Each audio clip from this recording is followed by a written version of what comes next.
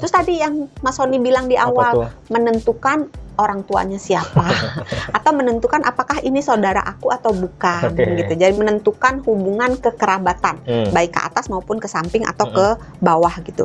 Pemeriksaan DNA atau tes DNA adalah pemeriksaan laboratorium yang fungsinya untuk menganalisis apa yang dianalisis, informasi genetik yang terkandung di dalam DNA tersebut. Gitu. Oke, jadi sebenarnya tujuan tes DNA itu untuk apa sih, Dok? Jadi yang paling pertama itu untuk keperluan medis.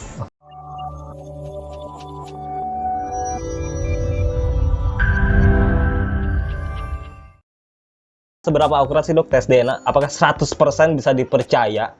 Tergantung. Apa? Tergantung kalau yang, misalnya tergantung kena kasusnya siapa. iya.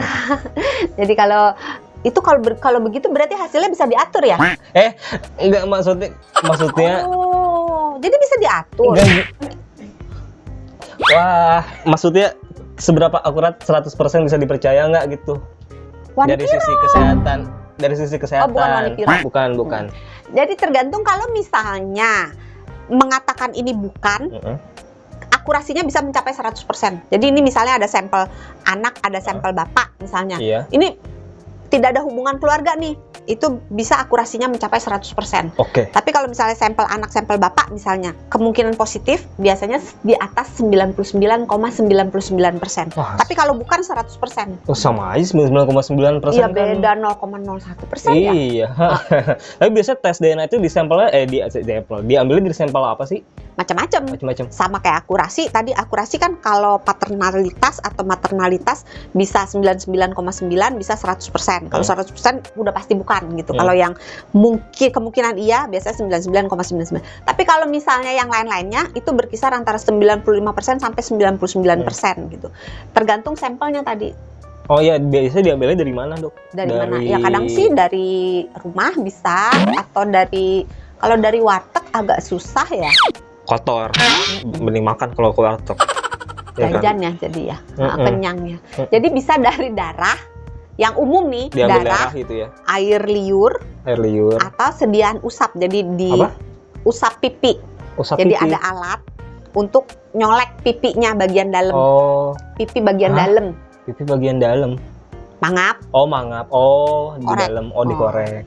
Ya nggak dikorek sih ya, diusap doang. Iya. Gitu. Atau kalau susah, atau misalnya anak-anak kan susah tuh, disuruh meludah. Itu yang umum.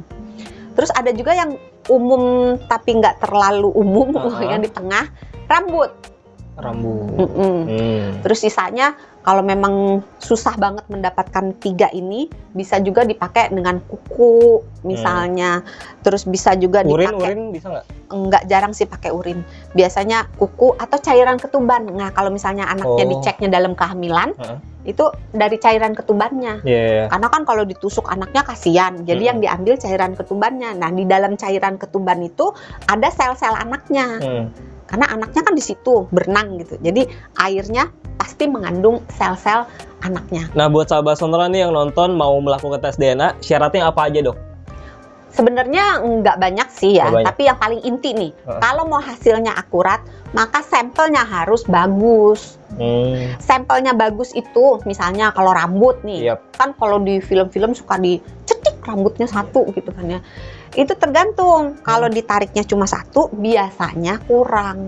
Harus? Biasanya 5-10. Begitu. Nah, terus kalau misalnya yang ditarik 1 nggak ikut folikel rambutnya, jadi cuma rambutnya doang. Folikel tuh nggak nyampe akar gitu maksudnya?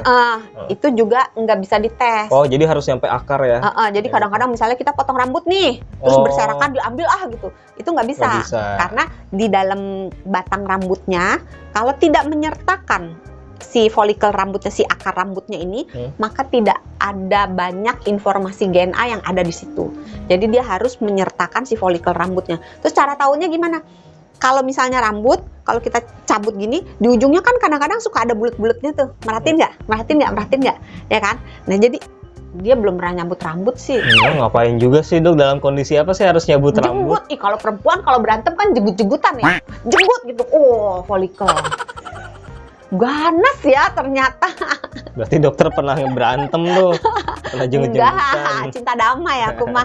Jadi kalau ditarik begini, kita lihat rambutnya. Kalau rambutnya lurus, yang deket kulit kepala itu ada pentolnya. Nah, pentolnya itulah folikel rambut alias akar rambutnya. Kalau nggak ada itu, nggak ada gunanya. Jadi harus pentolnya itu harus ada. Jadi nggak bisa cuma potong rambut atau disisir misalnya. Sering tuh, kalau di film-film gitu, ambil secumput gitu kan. Tergantung ada folikelnya nggak. Pada umumnya rambut yang ada di sisir atau yang rontokan di ubin gitu kan, kalau perempuan suka rontokan di ubin, itu kalau dikumpulin biasanya nggak ada. Karena rambut yang rontok atau yang rontok di tanah atau yang disisir rontok, itu biasanya rambutnya itu secara natural memang udah rontok. Jadi dia rontok sendiri, nggak menyertakan akar rambutnya. Karena dia secara natural emang udah waktunya rontok gitu. Jadi yang nggak ada guna. Syaratnya itu sampelnya harus bagus ya? Harus cukup. Terus harus bagus, caranya bagus. Dia harus secepatnya dikirim ke lab dan dibawanya dalam wadah kalau bisa yang kertas. Jangan plastik. Kenapa? Baru mau nyuruh nanya kenapa? Udah nanya dia sekarang. Karena kalau di dalam amplop kertas itu ada pori-porinya. Kalau plastik kan nggak ada pori-porinya. Makanya kalau kita naruh air di dalam amplop kan bocor. Kalau naruh air di plastik kan nggak bocor. Nah, dengan ada pori-pori, si apapun yang kita masukkan ke dalam, entah sikat gigi. Kalau sikat gigi kan bekas ini kan, entah yang bekas swab, alat yang digunakan untuk swab pipi atau rambut, itu bisa napas dalam tanda kutip. Jadi dia tidak mengalami kerusakan jaringan. Makanya masukinnya juga, terus ngambilnya juga tangan kita harus bersih. Steril. Terus kalau misalnya ngambil yang di swab pipi atau kita ngeludah, jangan ngerokok, jangan makan apapun, minum apapun gitu. Terus kumur-kumur pakai antiseptik atau sikat gigi kira-kira setengah jam sampai 1 jam sebelum pengambilan. Bentar, ada telepon.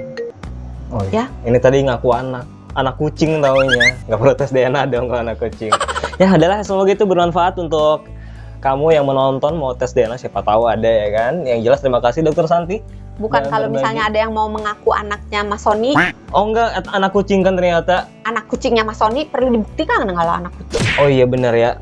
Itu makanya kucingnya nakal sih. Nah itu dia, itu kan perlu diketahui ya genetiknya nakal apa enggak. Yang jelas jangan lupa subscribe channel YouTube-nya Sonora @SonoraFM92 dan pantengin terus Kamu Sehat episode selanjutnya. Oke, kalau gitu Sony Wicaksono pamit, Dokter Santi juga pamit. Jangan lupa jaga kesehatan karena sehat itu mudah, sehat itu murah.